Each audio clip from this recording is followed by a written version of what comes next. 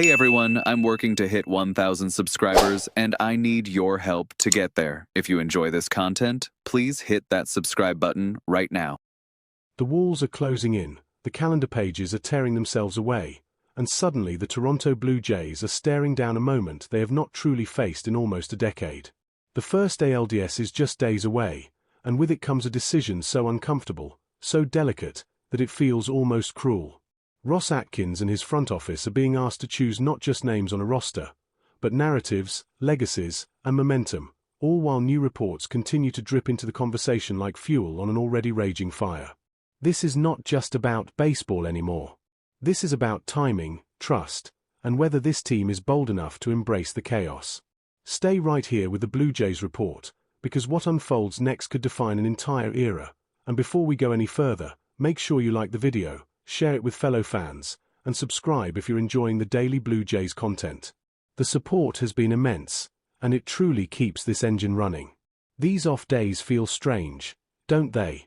There's a calmness to the schedule, a deceptive quiet that almost tricks you into forgetting what's coming. Stress-free baseball, at least on the surface, with the wild card games playing out like someone else's drama.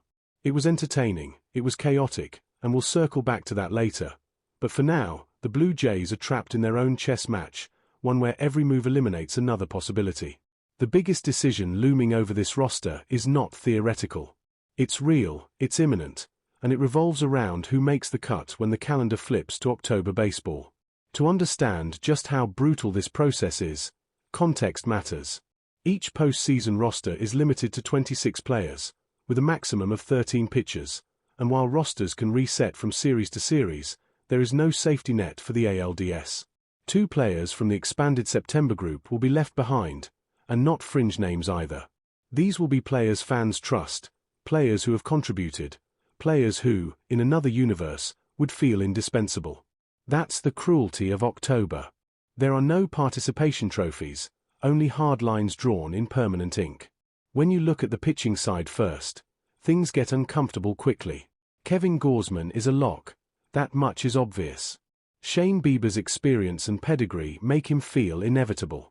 Yimi Garcia, Jeff Hoffman, and Eric Swanson's replacements have all carved out roles that demand respect. Tim Mazur's left arm carries value that becomes even louder in a short series. Genesis Cabrera's ghost still lingers in the conversation even if the name changes. On paper, the so-called locks make sense, but then you dig deeper, and the logic starts to fray at the edges. Braden Fisher not being universally viewed as a lock borders on madness. This has been one of the most reliable arms in the bullpen, a firefighter who has run into flames without hesitation. Leaving him off would feel like voluntarily removing a parachute mid-flight. Yet here we are, debating scenarios where choices must be made between Fisher, Chris Bassett, Max Scherzer, and others who carry vastly different risks and rewards. This is where the word impossible stops being hyperbole and starts feeling literal. Max Scherzer's name still carries weight, like an echo from a previous lifetime, but October is not a museum for past greatness. It's ruthless, unforgiving, and completely uninterested in nostalgia. Bassett, on the other hand, hasn't pitched since mid-September, and timing matters more than reputation. Yoriel Rodriguez has dazzled and faltered in equal measure, brilliance offset by volatility. Every combination you draw creates another problem elsewhere, and there is no version of this roster that leaves everyone satisfied. The position player side offers its own brand of torment. Vladimir Guerrero Jr. is untouchable.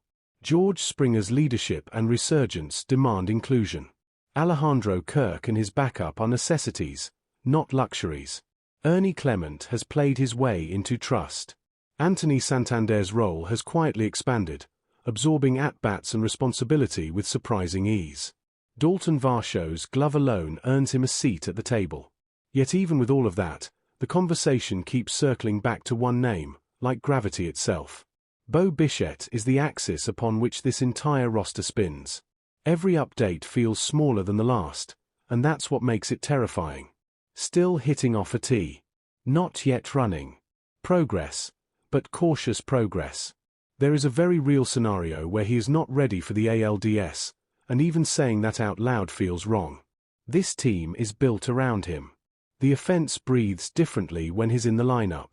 And yet, October does not wait for recovery timelines to feel comfortable. Here's the dilemma that could split a fanbase in half.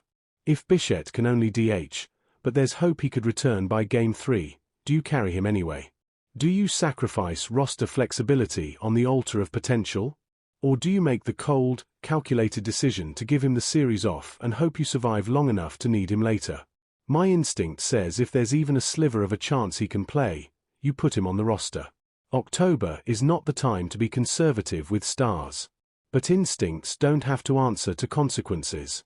Leaving someone like Joey Loperfido off feels harsh given his consistency. Isaiah Kiner-Falefa offers versatility that managers dream about in October. Ty France brings stability, even if the ceiling isn't glamorous. And yet, math doesn't care about feelings. Someone will be watching from home, and no explanation will make it sting less. This is why I want to hear from you. Who are your 9 absolute locks, right now, without hesitation? Drop it in the comments, because these debates are what October baseball is made of. All of this, of course, is influenced by one enormous variable: the opponent. If it's the Yankees, left-handed pitching becomes currency. Their lineup is stacked with lefty threats who punish mistakes without mercy. Against Boston, the calculus changes slightly, but the need for balance remains.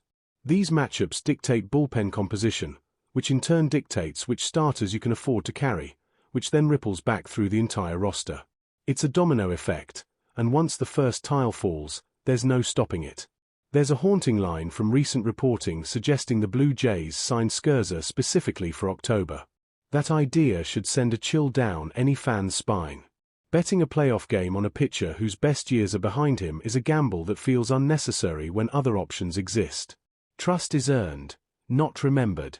At the same time, postseason experience is not something you can manufacture overnight. This is the tightrope Atkins is walking, and the drop on either side is unforgiving. Then there's the rotation itself, another puzzle layered on top of the first. Gaussman feels like the Game 1 choice, steady and reliable. After that, it opens up.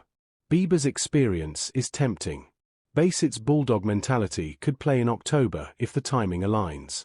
Yusei Kikuchi's shadow still looms in discussions, even if the names change. Do you front-load experience, or do you spread it out? Do you save your most seasoned arm for the road, or do you trust momentum at home? Every answer creates another question. As if all of this wasn't enough, the wild card results are shaping the landscape too. Boston's win shifts the mood. Extra games mean taxed bullpens, stretched rotations, and opportunities for cracks to form. The ideal outcome, for many, is a long, grinding series that leaves the eventual opponent bruised and breathless.